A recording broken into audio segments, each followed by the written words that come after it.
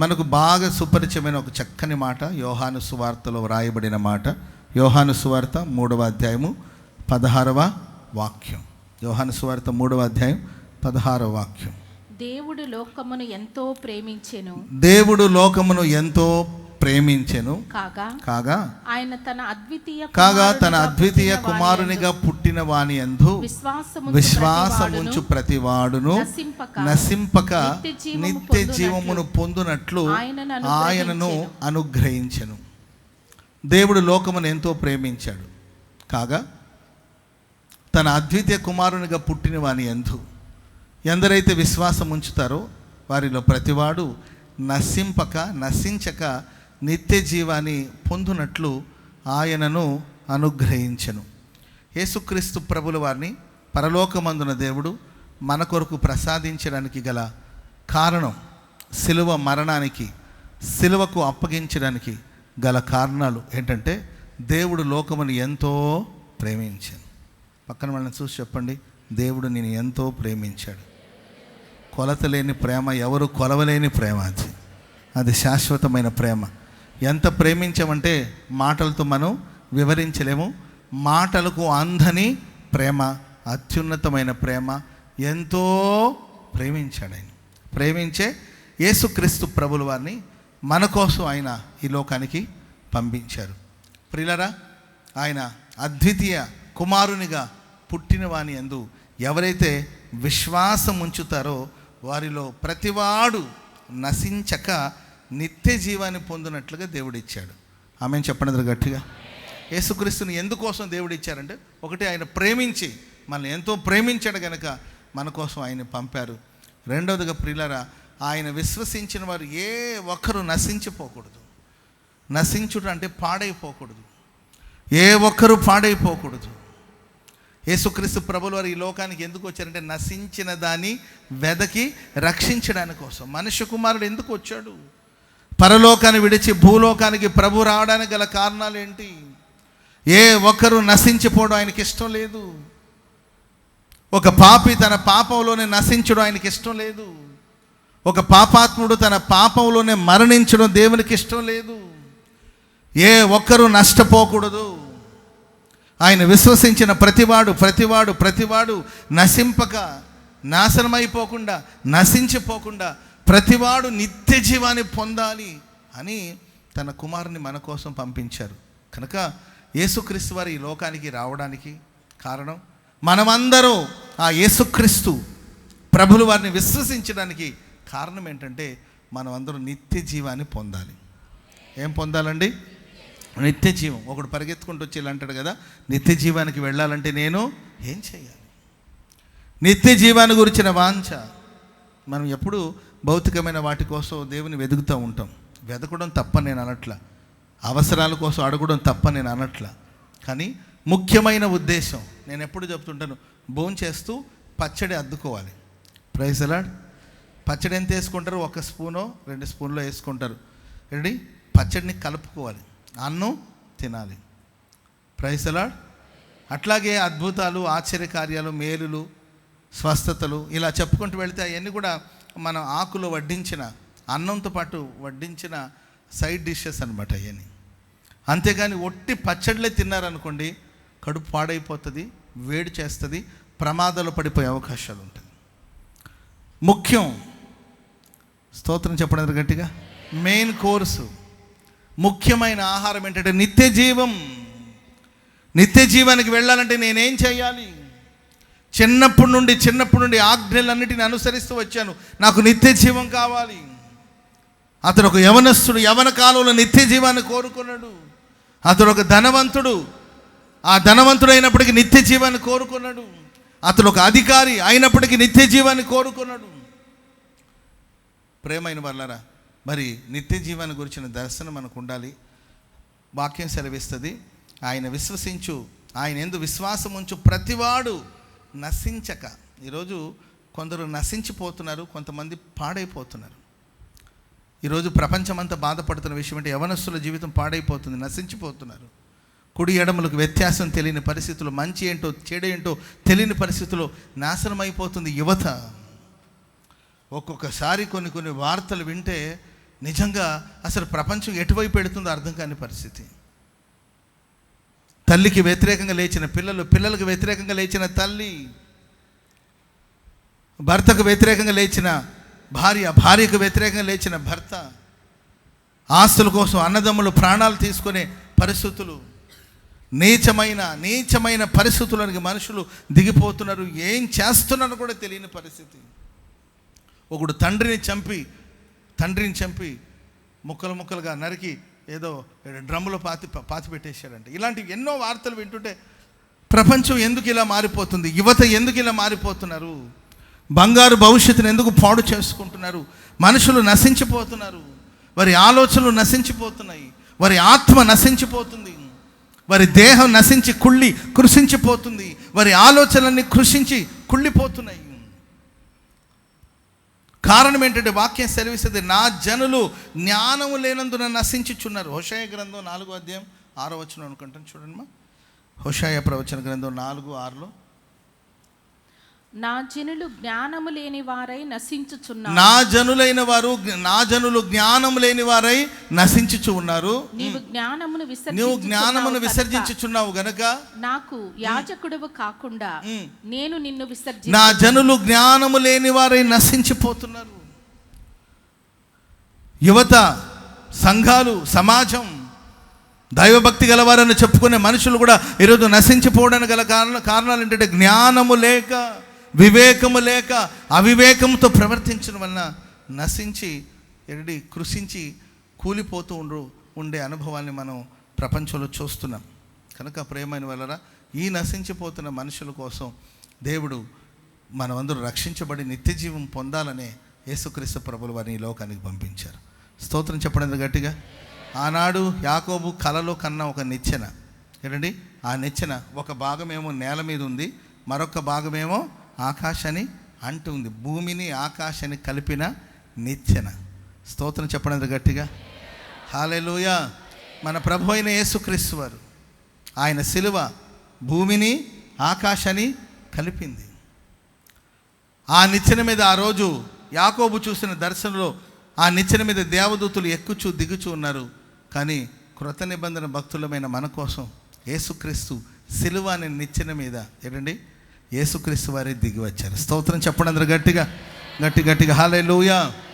ఏ ఒక్కరూ నశించిపోకుండా మనమందరూ నిత్య జీవం పొందాలనేదే దేవుని యొక్క సంకల్పం. ఈరోజు నేను నిత్య జీవాన్ని గురించి కాకుండా మనుషులు నశించిపోవడానికి గల కారణాలు ఏంటి, ఎందుకు మనుషులు పాడైపోతున్నారు మనం అంటుంటాం. అసలు పాడైపోవడానికి మూలం ఏంటి, మనిషి నశించిపోవడానికి మూలాలు ఏంటి, యువత పాడైపోవడానికి, కుటుంబ వ్యవస్థ పతనమైపోవడానికి, విశ్వాస జీవితం పాడైపోవడానికి, భక్తులని చెప్పుకునే వాళ్ళ జీవితం భ్రమలో పడిపోవడానికి, పతనమైపోవడానికి కారణం ఏంటి అని వాక్యంలో మనం చదువుతుంటే ఒక 2-3 మాటలు చెప్తాను. దినవృత్తాంతాల 2వ గ్రంథం 25వ అధ్యాయము 16వ వాక్యాన్ని చదువుదామా. దినవృత్తాంతాల 2వ గ్రంథం 25వ అధ్యాయము 16వ వాక్యం. అతడు అమజ్యాతో మాటలాడుచుండగా రాజు అతని చూసి నీవు రాజు యొక్క ఆలోచన కర్తలలో ఒకడివైతివా, ఊరకొనుము, నేను నిన్ను చంపనేలా అని చెప్పగా ఆ ప్రవక్త నీవు ఇలాగు చేసి నా ఆలోచనలు అంగీకరించపోవుట చూసినప్పుడు దేవుడు నిన్ను నశింపచేయ ఉద్దేశించి ఉన్నాడని నాకు తెలియనని చెప్పి ఊరుకున్నాడంట. దేవుడు నిన్ను నశింపచేయ ఉద్దేశించి ఉన్నాడు అని నాకు ఇప్పుడు తెలిసింది కనుక నేను మౌనంగా ఉన్నాను. ఏం పేరమ్మా ఈ రాజు పేరు? అమజ్యా అనే ఒక రాజు ఉన్నాడు. అమజ్యా అనే మాటకు అర్థం ఏంటంటే యెహోవా నా బలం, దేవుడే నా బలం, దేవుడే నా ధైర్యం, దేవుని ద్వారానే నేను బలపరచబడ్డాను, దేవుడే నాకు శక్తి సంపన్నుడు అని పేరు పెట్టబడిన యోధారాజు దేవుడే నా బలమని తనకు పేరు పెట్టడం జరిగింది. ఈ రాజు గురించి మనం చదవబడిన వాక్యంలో మనం చూస్తే ప్రవక్త వచ్చి మాట్లాడుతూ ఉంటే ఆ ప్రవక్త మాటను తృణీకరించి ధిక్కరించి అతని ఆలోచన అంగీకరించక నీవు నా విచారణకర్తలో ఒకడు ఉన్నావా? అసలు నేను నిన్ను చంపడానికి అవకాశం ఇస్తావా అని కఠినంగా మాట్లాడినప్పుడు వెంటనే ప్రవక్త గుర్తుపడతాడు ఏంటంటే దేవుడు ఇతన్ని నశింప చేయుటకు ఉద్దేశించి ఉన్నాడని ఎరిగిన వాడే ఆయన మౌనంగా ఉన్నాడంట. మీరు చూడండి, నాశనానికి వెళుతున్న మనుషుల ఒక విధానం ఎలా ఉంటుందంటే దేవుని ఆలోచనలు వాళ్ళు తృణీకరిస్తారు. దేవుని ఆలోచనలు, ప్రవక్తల ఆలోచనల్ని వాళ్ళు ధిక్కరిస్తారు, వ్యతిరేకిస్తారు. అప్పుడు వెంటనే ప్రవక్త గుర్తుపట్టి ఇతడు నాశనానికి నశించిపోవాలనే దేవుడు ఇతని ఎడల ఉద్దేశించినట్టున్నాడు, అందుకొరకు మంచి మాటలు చెప్పిన ఇతనికి ఎక్కట్లేదు, అర్థం కావట్లేదని ప్రవక్త మౌనం అయిపోయాడు. ఈ అమజ్యా గురించి ఒక 2-3 మాటలు దినవృత్తాంతాల 2వ గ్రంథం 25వ అధ్యాయం 2వ వచనం చదువుదామా. 25:2. అతడు దేవుని దృష్టికి యథార్థముగా ప్రవర్తించెను గాని పూర్ణ హృదయముతో ఆయనని అనుసరించలేదు. యథార్థంగా ఉన్నాడని అనుకుంటున్నాడు కానీ పూర్ణ హృదయముతో ఆయన్ని అనుసరించలేదు. మనం ఆరాధిస్తున్న దేవుణ్ణి మనం నశించకుండా నిత్య జీవాన్ని పొందాలి అంటే పూర్ణ హృదయంతో దేవుని అనుసరించాలి. ఆమె చెప్పండి అందరూ గట్టిగా.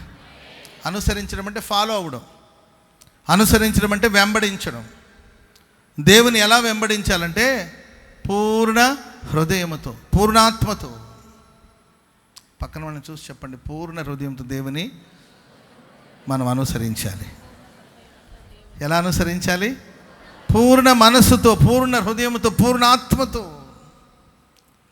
అమధ్య జీవితంలో ఆయన పతనమైపోవడానికి కారణం, ఓటమి పాలైపోవడానికి కారణం, దేవుని కోపానికి గురి కావడానికి కారణం దేవుడే అతన్ని నశింప చేయాలని ఉద్దేశించారంట.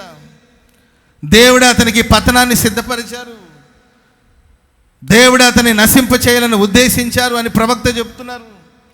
దీనికి కారణం ఏంటంటే దేవుని ఎడల యథార్థంగా ఉన్నాడే కానీ పూర్ణ మనస్సు. మీరు తర్వాత చదువుకుంటూ వెళితే ఆయన ధర్మశాస్త్రాన్ని అనుసరించినట్లు మనం చూస్తాం. ఏంటి ధర్మశాస్త్రం అంటే, ఇప్పుడు తండ్రి తప్పు చేశాడు అనుకోండి, పిల్లల్ని కూడా శిక్షిస్తూ ఉంటారు. తండ్రి తప్పు చేస్తే పిల్లల్ని కూడా శిక్షిస్తూ ఉంటారు.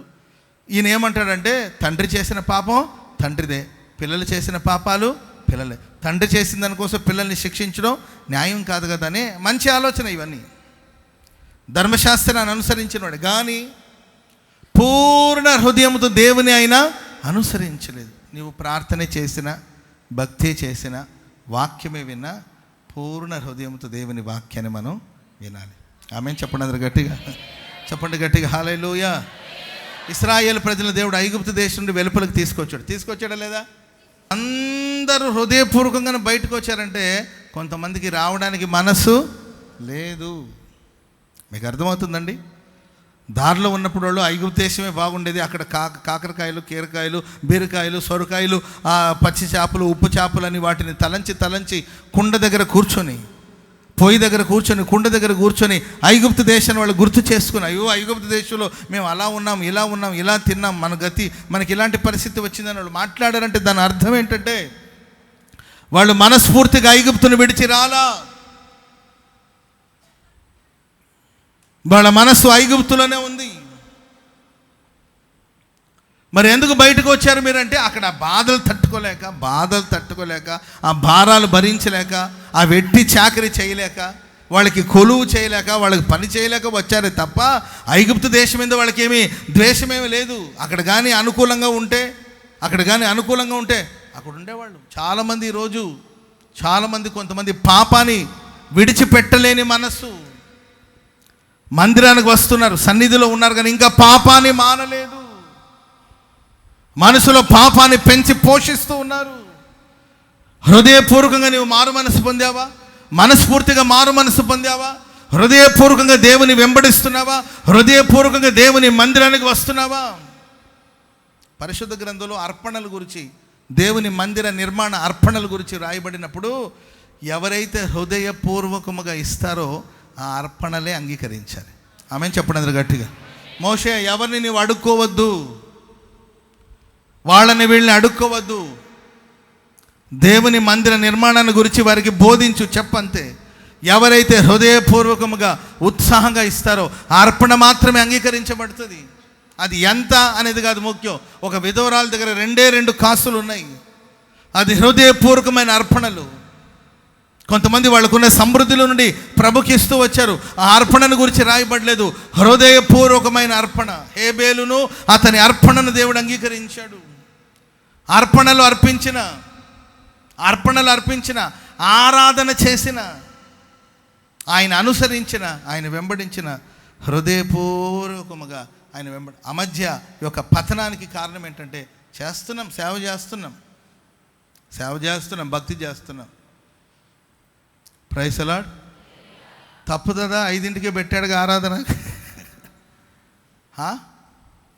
ఏంటో 5ంటికి ఆరాధన పెట్టకపోతే ఏమైంది? ప్రపంచం మునిగిపోతుందా? 5ంటికే పెట్టాడు ఆరాధన. సరే, ఆయనకి ప్రేరణ వస్తే వచ్చింది.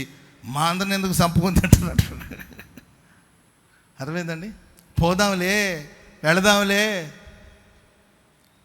ప్రియులరా, ఆసక్తితో దేవుని అనుసరించాలి, ఆసక్తితో దేవుని సేవించాలి. ఇప్పటికీ నేను ఇంచుమించు 27-28 సంవత్సరాల నుండి దేవుని సేవలో ఉన్నాను. కానీ ఇప్పటికీ నేను దేవుని సన్నిధికి వచ్చినప్పుడు, ఇప్పటికీ నేను దేవుని మాటలు ప్రకటించడానికి వచ్చేటప్పుడు చక్కని సిద్ధపాటుతో ప్రార్థన చేసుకుని బయలుదేరి వస్తాను. ఒకసారి ఒంట్లో ఓపిక లేకపోయినా ఇన్ని ప్రసంగాలు చేశాను, ఇన్ని వర్తమానాలు ప్రకటించాను. ఏదో ఒకటి చెప్పేయచ్చు కదా అని అనుకోను.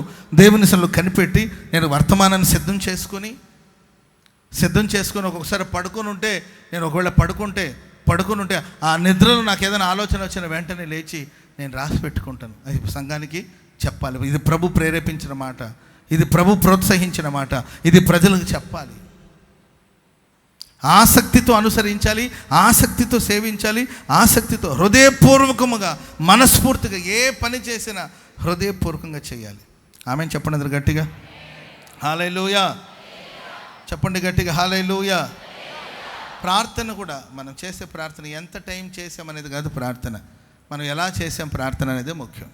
మనం 1 గంట చేశాను, 2 గంటలు చేశాను, 3 గంటలు చేశాను. Praise the lord.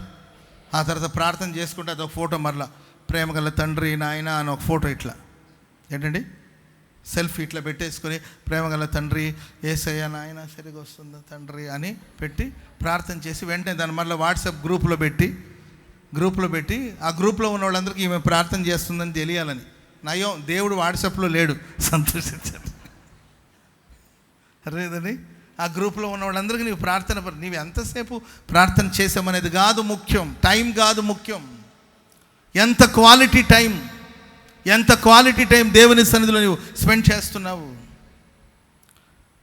రోజంతా కొంతమంది ఫ్యామిలీతో ఉంటారండి.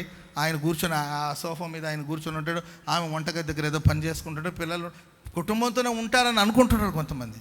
నీవు ఎంతసేపు ఇంట్లో ఉన్నావనేది కాదు ముఖ్యం, ఎంతసేపు నీ పిల్లలతో టైం స్పెండ్ చేస్తున్నావు. పిల్లల దగ్గర కూర్చొని ఏంటండి వాళ్ళ మనసులో ఏముంది, వాళ్ళ విధానాలు ఏంటి, వాళ్ళు ఏం చేస్తున్నారు, 10 నిమిషాలు చాలు. బిడ్డల జీవితం కట్టబడుతుంది. ఆ భార్యతో నీవు రోజంతా ఆమె వంట చేసుకుంటుంటే నీవేదో పని చేసుకుంటుంటావు, ఒకే మంచం మీద ఆమె అటు తిరిగి పడుకుని ఉంటుంది, నీవు ఇటు తిరిగి పడుకుని ఉంటావు. ఇది కాదు కలిసి ఉండడం అంటే. ఒక 10 నిమిషాలన్నా, పావు గంట అయినా మనసు విప్పి మాట్లాడుకొని ఒకరి అభిప్రాయాలు ఒకరు తెలుసుకొని మాట్లాడుకునే ఆ ఒక శ్రేష్టమైన అనుభవాలు ఉండాలి. అదేవిధంగా ప్రార్థనలు కూడా దేవుని సన్నిధిలో నువ్వు 10 నిమిషాలే ప్రార్థన చేయి, హృదయపూర్వకంగా ప్రార్థించాలి. నువ్వు ప్రార్థన ప్రారంభించగానే నీ ప్రార్థన పరలోకానికి కనెక్ట్ అవ్వాలి. చప్పట్లు కూడా మంది గట్టిగా క్వాలిటీ ప్రార్థన అంటే మంచి పదాలు, ప్రేమగల తండ్రి ఇట్లేదో చేయమని కాదు. దేవునికి నీకు మధ్యలో ఒక మిక్కటమైన సహవాసం, దేవుని స్వరాన్ని నీవు వినగలిగిన స్థాయికి నీవు ఎదగాలి. ప్రభు స్వరమును వినగలిగిన స్థితికి నీవు ఎదగాలి. హృదయపూర్వకంగా ప్రార్థన చేస్తే విరిగి నలిగిన హృదయం గలవారికి ఆయన ప్రసన్నుడు అవుతాడు. విరిగి నలిగిన హృదయం గలవారికి ఆయన ఆసన్నుడు అవుతాడు. హృదయపూర్వకంగా చేసిన చిన్న ప్రార్థన మహిమ కలిగిన కార్యాలు మన జీవితాల్లో జరిగిస్తుంది. ఆమేన్ చెప్పండి గట్టిగా హల్లెలూయా. దేవుడు ఒకే ప్రార్థన మందిలో ఏలీ ఉన్నారు, అదే ప్రార్థన మందిలో బాలుడైన సమూయేలు ఉన్నాడు. ఏలి అనుభవాలు ఎక్కడ? బాలుడైన సమూయేలు అనుభవాలు ఎక్కడ? ఏలి ప్రార్థన చేస్తే పుట్టాడు సమూయేలు. చాలామంది అంటుంటారు, ఒరే నేను సేవకు వచ్చినప్పుడు నువ్వు ఇంకా పుట్టలేదురా అంటుంటారు. Praise the lord. నేను దేవుని సేవకు వచ్చినప్పుడు నువ్వు ఇంకా పుట్టలేదురా అంటూ ఉంటారు. ఎస్, ఏలి ప్రార్థన చేస్తేనే సమూయేలు పుట్టాడు. కానీ దేవుడు ఏలితో మాట్లాడలేదు, సమూయేలుతో మాట్లాడుతున్నాడు. బాలుడైన సమూయేలుతో మాట్లాడుతున్నాడు. నువ్వు సీనియర్ కావచ్చు, ఎంతో కాలం నుండి భక్తి చేస్తున్నవాడు కావచ్చు, ఎంతో కాలం నుండి దేవుని మందిరంలో ఉన్నవాడు కావచ్చు, భూమి పుట్టక ముందే నీవు ఉండి ఉండొచ్చు, నేను కాదంట్లా. కానీ దేవుడు ఎవరితో మాట్లాడారు? బాలుడైన సమూయేలుతో మాట్లాడడానికి గల కారణాలు ఏంటి అని ఆలోచిస్తే, ప్రేమైన వారలారా, బాలుడైన సమూయేలుకు దేవుని మాట వినాలనే ఆశ ఉంది. ఇప్పుడు నేను హాఫ్ అన్ అవర్ చెప్పినా, 1 అవర్ చెప్పినా, 45 మినిట్స్ చెప్పినా, దేవుని మాట నేను వినాలి, ఆయన నాతో మాట్లాడాలనే ఆశ ఉన్న వాళ్ళకి 10 నిమిషాల్లో దేవుడు మాట్లాడతాడు. ఆమెను చెప్పండి గట్టిగా. దేవుని మాట మీద నీకు ఇంట్రెస్ట్ లేనప్పుడు నేను 2 గంటలు, 3 గంటలు, 7 పాయింట్లు, 14 పాయింట్లు, 36 పాయింట్లు చెప్పినా కూడా ఏదో వాక్యం చెప్పినట్టు ఉంటుంది, మీరు విన్నట్టు ఉంటుంది అంతే తప్ప వాక్యం మీ జీవితంలో క్రియ చేయదు. మందిరంలోనే ఉన్నాడు ఏలికి దేవోక్తి కలగలేదు, దైవ దర్శనం కలగలేదు, దేవుని స్వరం వినబడలేదండి. కానీ సమూయేలుకు వినబడిందంటే హృదయపూర్వకంగా వాక్యాన్ని కాంక్షించండి, హృదయపూర్వకంగా ఆయన ఫాలో అవ్వండి, హృదయపూర్వకంగా మీరు ప్రార్థన చేయాలి. ఆ మధ్య పతనానికి కారణం ఏంటంటే ఆయన హృదయపూర్వకంగా దేవుని అనుసరించలేదు. ఏదో పైకి భక్తి చేయాలి కాబట్టి చేస్తున్నాడు. రెండో మాట, దినవృత్తాంతాలు 2వ గ్రంథం 25వ అధ్యాయం 6వ వచనం. త్వరగా చదవండి. మరియు అతడు ఇశ్రాయేలు వారిలో నుండి 1,00,000 మంది పరాక్రమశాలులను, మీరు బాగా వినండి ఒకసారి. ఈ యూదా రాజైన అమజ్య యుద్ధానికి వెళ్ళేటప్పుడు తన సైన్యము కాకుండా ఇశ్రాయేళ్ల సైన్యాన్ని కూడా సహకారానికి తీసుకున్నాడు. ఆ మాటలు చదువుతున్నారు, చదవండి. 1,00,000 మంది పరాక్రమశాలులను. ఎంతమంది పరాక్రమశాలులు? చెప్పాలి, తలల పైకెత్తి చెప్పాలి.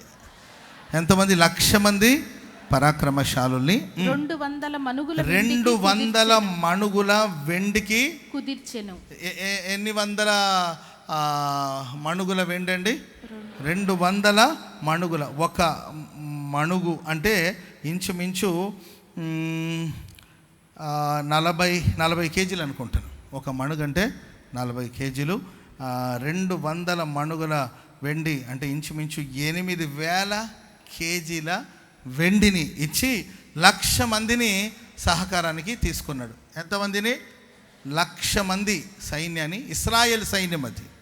ఆ ఇశ్రాయేల్ సైన్యాన్ని మీరు కూడా మాకు సహాయం చేయండి, యుద్ధానికి వెళుతున్నాము అని ఇంచుమించు 200 మణుగుల వెండినిచ్చి వాళ్ళని కుదిరించాడు.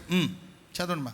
దైవజనుడైన ఒకడు అతని యొద్దకు వచ్చి, దైవజనుడైన ఒకడు ఆయన దగ్గరికి వచ్చి, రాజా ఇశ్రాయేలు వారి సైన్యమును నీతో కూడా తీసుకుని పోవద్దు, ఇశ్రాయేలు సైన్యమును నీతో పాటు తీసుకెళ్ళొద్దు.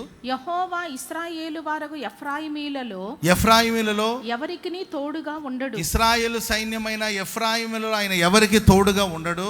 అలాగు పోవాలని నీకున్న ఎడల, ఒకవేళ నీవు తప్పదు వాళ్ళని తీసుకెళ్లాల్సింది అనుకుంటే వెళ్ళు.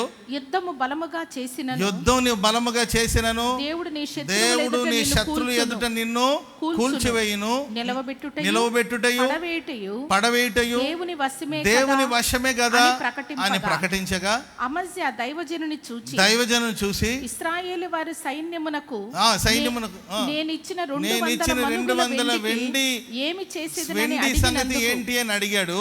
దీనికంటే మరి అధికముగా యెహోవా నీకు ఇయ్యగలడని ఆ దైవజనుడు ప్రత్యుత్తరం ఇచ్చాడు. 200 మణుగుల వెండిని ఇచ్చి కుదిరిచాడండి తీసుకెళ్ళాలని. దేవుడు అన్నాడు, వాళ్ళని తీసుకెళ్ళొద్దు.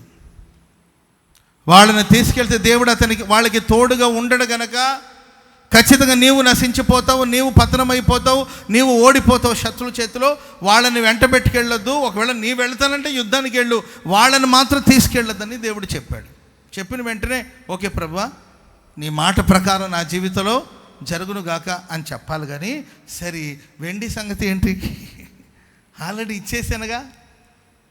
ఇప్పుడు 8,000 కేజీలు బంగారం ఇచ్చేసాను కదా, వెండి ఇచ్చేసాను కదా. మరి ఆ డబ్బు సంగతి ఏంటంటే, అయ్యగారు ఏది చేసిన బిజినెస్ మైండ్ అనమాట. ఏం మైండ్ అండి? చెప్పాలి. వ్యాపారం చేసేమాట ఫ్రీగా ఏది చేయడు. ఓ పాట పాడినా దానికి ఒక లెక్క ఉంటుంది. హల్లేలూయా చెప్పిన ప్రభువా నీకు 100 సార్లు హల్లేలూయా చెప్పాను కనుక నాకేం చేస్తావు? నేను 5ంటికే లేచి అడావుడిగా ప్రార్థనకు వచ్చాను కాబట్టి నాకేంటి లాభం? మా పడవను వదిలేసి వచ్చేసాం, మా వలలు వదిలేసి వచ్చేసాం, మాకేంటి ప్రయోజనం? నేను వెంబడిస్తున్నాం, నేను అనుసరిస్తున్నాం, మాకేంటి ప్రయోజనం అని వ్యాపారపు దృక్పథంతో, వ్యాపారపు ఆలోచనలతో మనం భక్తి చేయకూడదండి.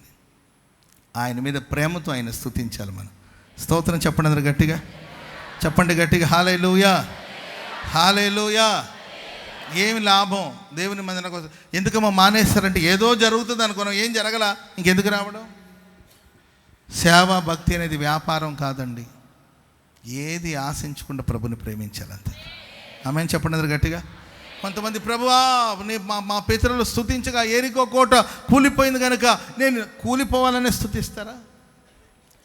మేలు జరిగినా జరగకపోయినా, లాభం వచ్చినా రాకపోయినా, నేను లాభాన పౌలు గారు అంటారు, నేను ఏదేదైతే లాభముగా ఎంచానో, నా లైఫ్లో ఏదైతే లాభంగా ఎంచానో, పునరుద్ధానపు శక్తిని ఎరుగు నిమిత్తం నాకు కలిగిన వాటన్నిటిని నేను పెంటతో సమానంగా ఎంచాను.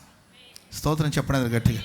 నా చదువుని పెంటతో సమానంగా ఎంచాను, నా డబ్బుని నేను పెంటతో సమానంగా ఎంచాను, ఖ్యాతిని, కీర్తిని, ప్రఖ్యాతిని వాటన్నిటిని పెంటతో సమానంగా ఎంచాను. నాకు దేవుడు కావాలి, ఆయన్ని నేను సంపాదించుకోవాలి.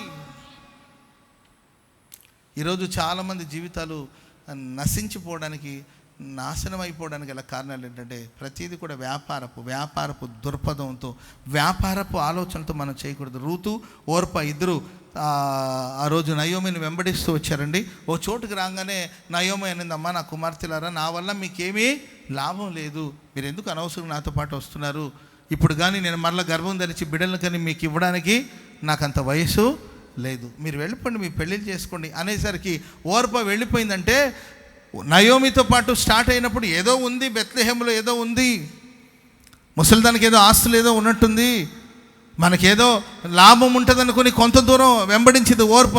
కానీ కొంత దూరం వచ్చిన తర్వాత ఆమె చెప్పేసింది, నా వల్ల మీకు ఏం ప్రయోజనం లేదు, సర్వశక్తుడు నాకు కీడు చేశాడు, నేను ఇవ్వడానికి నా దగ్గర ఏమి లేవు, నేను రిక్తురాలని, మీరు నన్ను ఫాలో అవ్వడం వల్ల మీకు లాభం లేదు అని చెప్పేసరికి ఓర్ప సైలెంట్గా తప్పుకునేది. మనకు లాభం లేనప్పుడు ఎందుకు, ప్రయోజనం లేనప్పుడు ఎందుకని ఓర్ప వెళ్ళిపోయింది. కానీ రూత్ ఉంటుంది, నీ దేవుడే నా దేవుడు, నీ జనమే నా జనం, నీవెక్కడైతే ఉంటావో నేను అక్కడే ఉంటాను, నేను లాభాన్ని ఆశించి రాలేదు.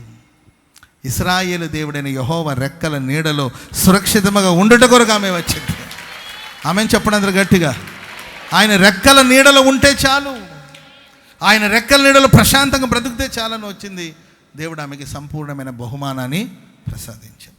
కనుక ప్రియులరా, ఏ చేసినా ఏది ఆశించకుండా చేయండి. పరిచర్య చేస్తున్నారా, ఏం ఆశించొద్దు. ప్రార్థన చేస్తున్నారా, ఏం ఆశించొద్దు. నిస్వార్థంగా ప్రార్థన చేయండి. ఆరాధన చేస్తున్నారా, నిస్వార్థంగా నీవు ఆరాధన చేయండి. దేవుడు మనకి ఏది ఇవ్వాలో ఆయన ఇస్తాడు. ఆయన ఇస్తాడని కాదు, జీతానికి భత్యాన్ని కాదు మనం పని చేయాల్సింది. దేవ, నా కర్తవ్యం ఇది, నా బాధ్యత ఇది, నేను ఆరాధిస్తాను, నిన్ను సేవిస్తాను. Praise the lord. ఈ మధ్య ఒక మైండ్ సెట్ అంత ఏంటంటే డబ్బే పాడైపోతుంది, వెండి ఏమైపోతుంది. దేవుని మాట ముఖ్యమా, వెండి బంగారాలు ముఖ్యమా? అంతే కదండి. అప్పుడు ప్రవక్త అంటాడు, అయ్యా ఇంతకన్నా ఎక్కువగా దేవుడు నీకు ఇస్తాడు. Praise the lord. 3వ మాట కూడా చదవండి, 25వ అధ్యాయం 14వ వచనం. చాలా చెప్పాలనుకున్నాను, టైం అయిపోతుంది. దినవృత్తాంతాల 2వ గ్రంథం 25వ అధ్యాయం 14వ వచనం. అమస్యా ఎదోమీయులను ఓడించి తిరిగి వచ్చిన తర్వాత, చూడండి, యుద్ధానికి వెళ్ళాడు, వాళ్ళని తీసుకెళ్ళొద్దంటే సరే అని వాళ్ళని తీసుకెళ్లకుండా యుద్ధానికి వెళ్ళాడు. అక్కడికి వెళ్ళిన తర్వాత దేవుడు గొప్ప విజయాన్ని తనకు ప్రసాదించారు. అతడు సేయీరు వారి దేవతలను తీసుకుని వచ్చి, ఆయన ఎదోమీయులను ఓడించిన తర్వాత సేయీరు వారి దేవతలను తీసుకొని వచ్చి తనకు దేవతలుగా నిలిపి వాటికి నమస్కరించి ధూపం వేశాడు. ప్రియులారా, 3వదిగా ఏంటంటే, ఒకటి హృదయపూర్వకంగా దేవుని అనుసరించలేదు. 2వదిగా ప్రతిదీ కూడా బిజినెస్ మైండ్ అనమాట. Praise the lord.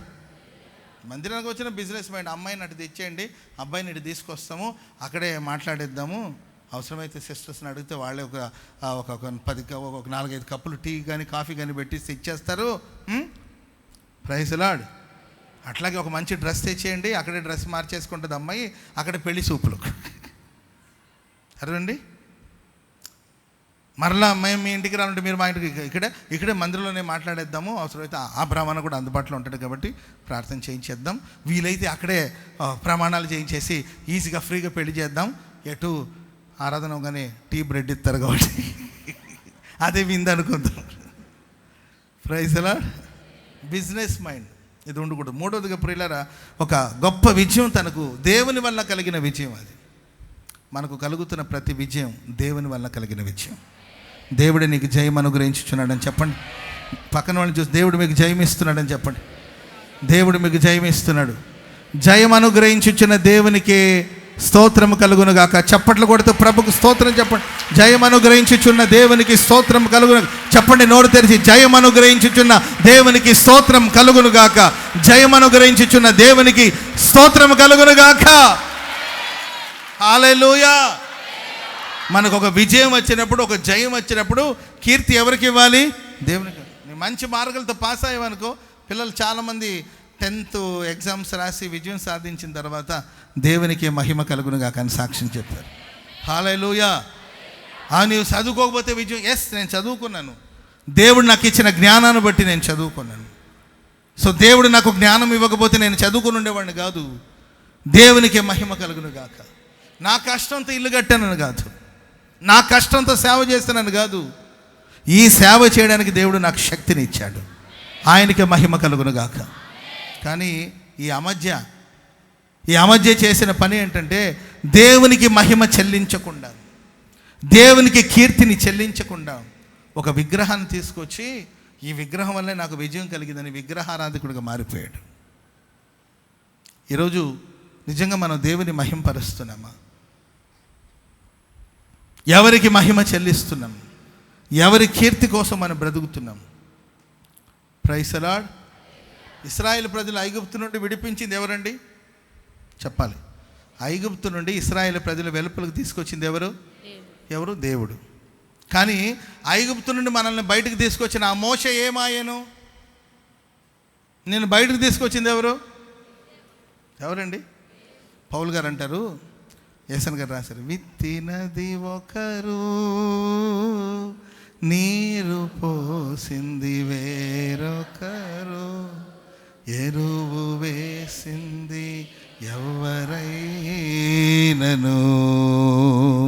వృద్ధి చేసింది నీవే కదా, విత్తినది ఒకరు, నీరు పోసింది. హల్లెలూయా. ఏంటండి? విత్తనాలు విత్తింది ఒకరు, నీరు పోసింది ఇంకొకరు. ఎరువు ఎవరు వేసినా సరే వృద్ధి చేసేది ఎవరు? దేవుడే. ఆమెను చెప్పండి గట్టిగా. హల్లెలూయా. ఓసన్న మినిస్ట్రీస్కి విత్తనాలు వేసింది కొందరు, దానికి నీరు పోసింది మరి కొందరు. ఇప్పుడు మనం ఎరువు వేస్తున్నాం. ఏంటండి?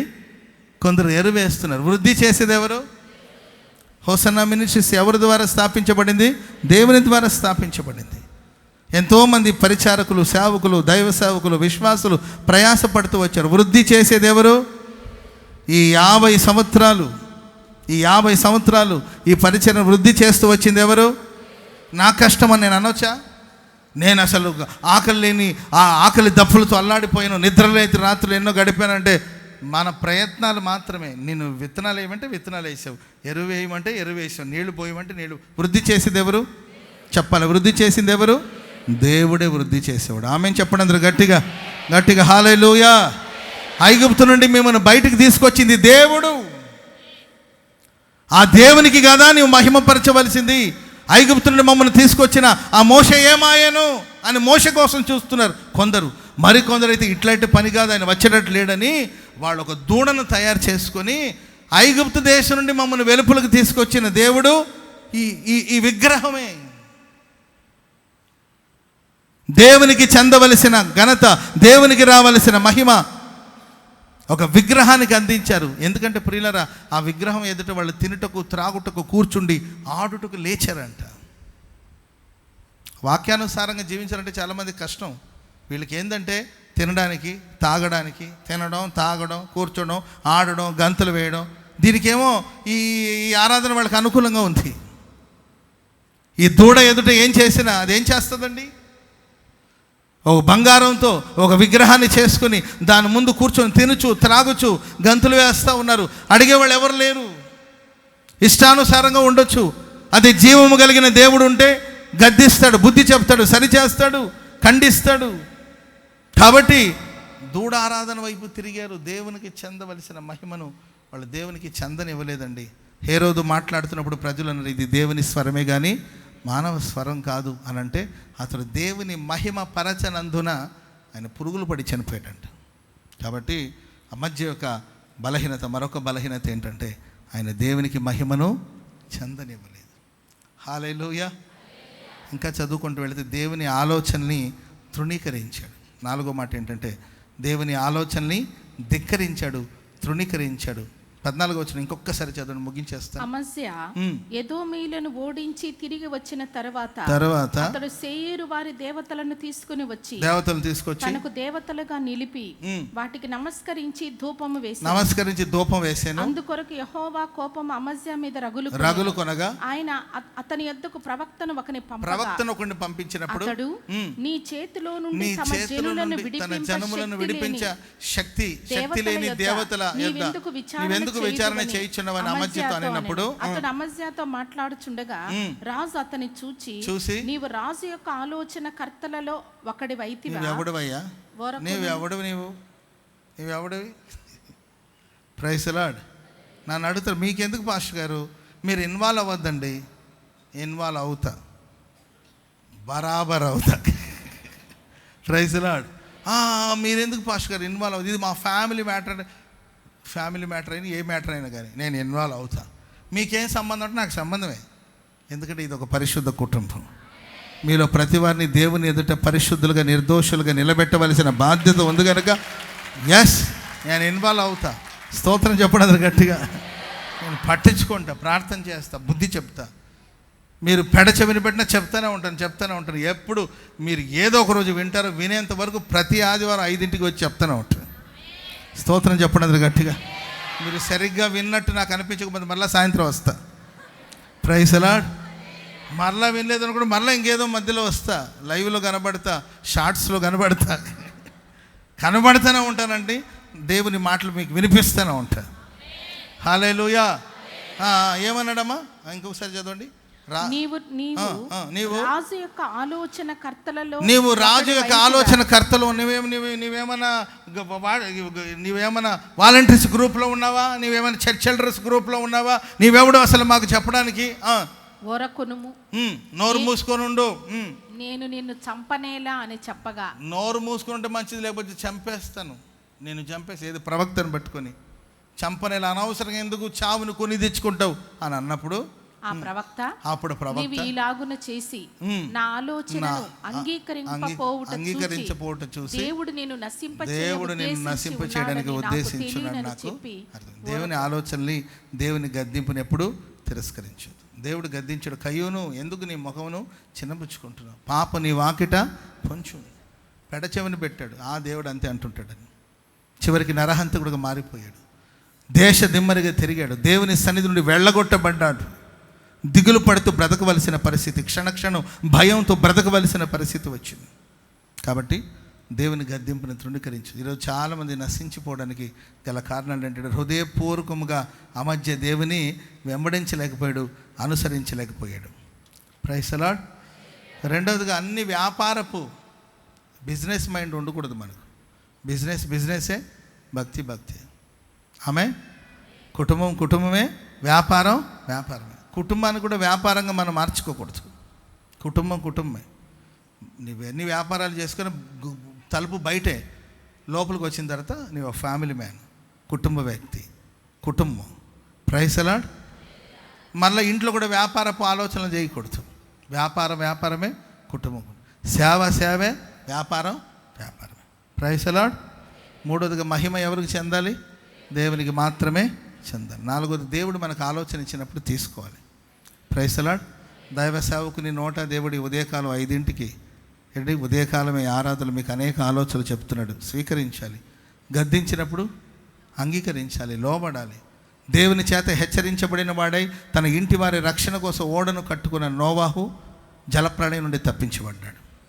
ఆమె దేవుడి మాటలు మన వెనుకలో స్థిరపరిచి ఆశీర్వదించుగాక. లేచి నిలబడండి. పరిశుద్ధుడా యేసయ్యా, నీకు స్తోత్రము నాయనా. ఈ యొక్క తెల్లవారుజాము మేమందరము ఈ యొక్క ఆరాధనలో సమకూర్చబడి నిన్న ఆత్మతో సత్యముతో ఆరాధించున్నట్లుగా మాకిచ్చిన గొప్ప భాగ్యాన్ని బట్టి ప్రభువా నీకు స్తోత్రం. మీ సేవకుని బలపరిచి మాకు అవసరమైన మాటలు నువ్వు దయచేసినందుకు నీకు స్తోత్రం. దేవుడు లోకమును ఎంతో ప్రేమించెను కాగా ఆయన తన అద్వితీయ కుమారునిగా పుట్టిన వాని యందు విశ్వాసముంచు ప్రతివాడు నశింపక నిత్య జీవం పొందునట్లు ఆయనను అనుగ్రహించిననే వాక్యం ద్వారా నువ్వు మాతో మాట్లాడావు ప్రభా. మేమెవ్వరము నశించిపోకూడదని, మేము నిత్య జీవం పొందుకోవాలని నువ్వు మాట్లాడి ఉన్నావు. నిజమే తండ్రి, ఈ ప్రజలు నాయనా జ్ఞానము లేకయే నశించిపోతున్నారు అయ్యా. మాకు అమజ్యా రాజు యొక్క జీవితాన్ని మా ముందు నువ్వు ఉంచి అనేక రకాలుగా మమ్మల్ని హెచ్చరించినందుకు నీకు స్తోత్రం. అమజ్యా రాజు అయితే ప్రభా అయ్యా పూర్ణ హృదయముతో నిన్ను అనుసరించలేదు నాయన. అయ్యా మేము కూడా వ్యక్తిగతంగా అయ్యా నిన్ను తండ్రి అయ్యా పూర్ణ హృదయముతో అనుసరించే నాయన అటువంటి భాగ్యాన్ని ఒక్కొక్కరికి మీరు దయచేయమని కూడా మేము ప్రార్థన చేస్తున్నాం. పరిశుద్ధాత్మదేవ, ఆత్మీయ లోతుల్లోకి మమ్మలను నడిపించండి. పూర్ణ హృదయముతో, పూర్ణ ఆత్మతో, పూర్ణ మనస్సుతో మేము నిన్ను అనుసరించాలి, వెంబడించాలి, నీ ఆజ్ఞలను గైకొనాలి ప్రభా. అటువంటి కృపను ప్రతి ఒక్కరికి మీరు దయచేయండి అయ్యా. 200 మనుగుల వెండి కోసము నాయన అతడు ఆత్మీయ జీవితంలో వెనకంజ వేశాడు నాయన. అయ్యా మేము కూడా తండ్రి అయ్యా మా యొక్క ఆత్మీయ జీవితాల్లో లోక సంబంధమైన వ్యాపారముల కోసము మేము ప్రాకులాడకూడదని నువ్వు మమ్మల్ని హెచ్చరించినందుకు నీకు స్తోత్రం. అలాగే ప్రభా ఎదోమీలని దేవా ఓడించడానికి ఆ రాజుకి నువ్వు సహాయం చేసావు. అయినప్పటికీ నిన్ను మహిమపరచకుండా ఆ సేయూరు వారి యొక్క దేవతలను తీసుకుని వచ్చి విగ్రహ పూజ చేశాడు నాయన. మేము నిన్ను మహిమపరిచే వారంగా ఉండాలని నువ్వు మాతో మాట్లాడావు. హేరోదు రాజు నిన్ను మహిమపరచలేదు కనుక అయ్యా అతడు పురుగులు పడి ప్రాణము విడిచాడు నాయన. ఆనాడు ఇశ్రాయేలు ప్రజలు కూడా ఐగుప్తులో నుంచి మమ్మల్ని తీసుకువచ్చిన మోషే అని తండ్రి మోషేకి మహిమను ఆపాదించారు, బంగారు దూడని చేసుకున్నారు తండ్రి. అయ్యా మేము నిన్ను మహిమపరచాలి అయ్యా. నువ్వు మా జీవితాల్లో ఎన్నెన్నో మేలు ఉపకారములు చేసావు, వాటిని మర్చిపోకుండా కృతజ్ఞులమై మా జీవిత కాలమంతా నేను మహిమపరచగలుగుటకు మీరు మాకు కృపను దయచేయమని వేడుకుంటున్నాం. ప్రవక్త వచ్చి హెచ్చరించినప్పుడు ప్రవక్త యొక్క హెచ్చరిక మాటను అమజ్యా రాజు లక్ష్య పెట్టలేదు నాయన, కనుకనే నశించిపోయినాడు తండ్రి. మా జీవితాల్లో కూడా అనేక మార్లు నీ సేవకుల ద్వారా నీ వాక్యం ద్వారా నువ్వు మమ్మల్ని హెచ్చరిస్తూ ఉన్నప్పుడు మేము విధేయత చూపించుటకు లోబడుటకు మాలో ప్రతి ఒక్కరికి మీరు సహాయము చేయండి. అమజ్యా రాజు పూర్ణ హృదయముతో నిన్ను అనుసరించలేదు అయ్యా. వ్యాపార లాభము గురించి ఆలోచించాడు, నిన్ను మహిమపరచలేదు, ప్రవక్త యొక్క ఆలోచనను తీసుకోలేదు నాయన, కనుకనే నశించిపోయినాడు. అయితే మేము ఎవ్వరము నశించిపోకుండానట్లు నీ అద్వితీయ కుమారుని మా కొరకు ఈ లోకానికి పంపి నిత్య జీవం ఇవ్వాలని నువ్వు ఇష్టపడినందుకై ప్రభువా నీకు స్తోత్రం. ఈ వాక్యం విన్న ప్రతి ఒక్కరూ అమజ్యా రాజు వలె నశించిపోకుండా ప్రభువా అయ్యా నీ యొక్క ప్రియ కుమారుడైన యేసు క్రీస్తు ద్వారా రక్షణ పొందుకొని నిత్య జీవానికి వారసులుగా మార్చబడుటకు సహాయము చేయమని వేడుకుంటున్నాం. విన్న వాక్యం అందరిలో ఫలింపచేయండి. వాక్యం విత్తన మీ సేవకుని అభిషేకించి బలపరిచి అయ్యా మీ కృపను తోడుగా ఉంచి నడిపించండి. పరిశుద్ధాత్మదేవ, ఆరాధనలో పాల్గొన్న ఒక్కొక్కరిని పేరు పేరున మీ కృపాహస్తాలకి సమర్పించుకుంటూ ఆశీర్వదించమని యేసు క్రీస్తు నామములో ప్రార్థించి వేడుకుంటున్నాము తండ్రి. ఆమేన్. ఆమేన్. ఆమేన్. తండ్రి అయిన దేవుని ప్రేమ, ప్రభు అయిన యేసు క్రీస్తు వారి యొక్క కృప, పరిశుద్ధాత్మ దేవుని అన్యోన్య సహవాసము, సన్నిధి, సమాధానము, సంతోషం సర్వలోకంలో ఉన్న సమస్త పరిశుద్ధులకు, ఈ ఆరాధనలో పాల్గొన్న వారికి, లైవ్ వీక్షించిన వారికి, దేవుని వాక్యం ప్రకటించిన తన దాసునికి నశింపక నిత్య జీవం పొందాలని ఎందరైతే తీర్మానంతో ప్రార్థన చేసుకున్నారో వారందరికీ నా దేవుని కృప, మహిమ కలిగిన రాకడ వరకు తోడయుండి నడిపించునుగాక. Amen, amen. లేలుయా, లేలుయా, లేలుయా.